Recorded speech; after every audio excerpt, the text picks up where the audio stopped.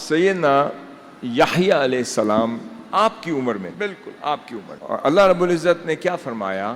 اے میرے یحییٰ، اس کتاب کو سے مراد جو اللہ کی آسمانی کتاب تھی اس کا ذکر کیا، اس کتاب کو مضبوطی سے تھام۔ اس کا کیا مطلب کہ بڑی زور سے کھینچ لیں، پکڑ لیں کہ کوئی آپ سے کھینچ نہ سکے؟ اس کا مطلب اس پہ عمل کریں، جس چیز سے اللہ تعالیٰ نے حکم دیا ہے اس پہ عمل کریں، اور جس سے منع کیا ہے اسے چھوڑ دیں۔ ہم نے انہیں نبوت کا فیض بچپن سے دیا تھا۔ اللہ رب العزت کا نام جہاں خدا کا ذکر ہو جاتا تھا رونے لگ جاتے تھے۔ اور سیدنا زکریا علیہ السلام بعض اوقات مجلس میں دیکھتے تھے جب اللہ رب العزت کا اور قیامت کا اور قبر کا اور خوف کا ذکر کرنے لگتے، کس کا؟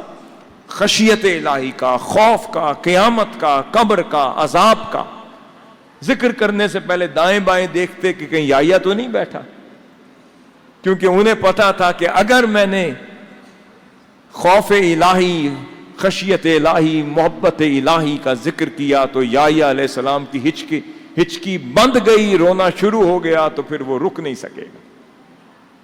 ایک روز آپ نے دیکھا کہ سیدنا یحییٰ علیہ السلام نظر نہیں آئے، مگر آپ بھی چھپ کے بیٹھتے تھے کہیں میرے والد گرامی مجھے دیکھ کے خدا کی محبت کا ذکر چھوڑ نہ دے۔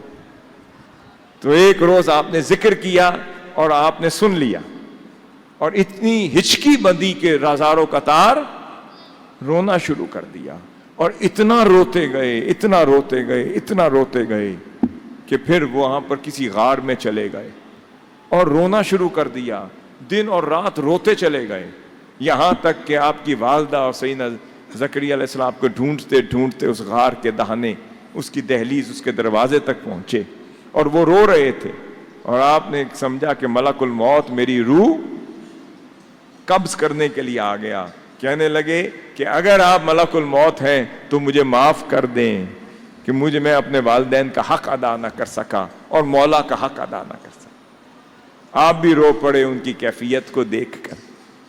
دیکھیں آپ کی چھوٹی چھوٹی عمر ہے، سیدنا یحییٰ علیہ السلام کی بھی اتنی عمر تھی۔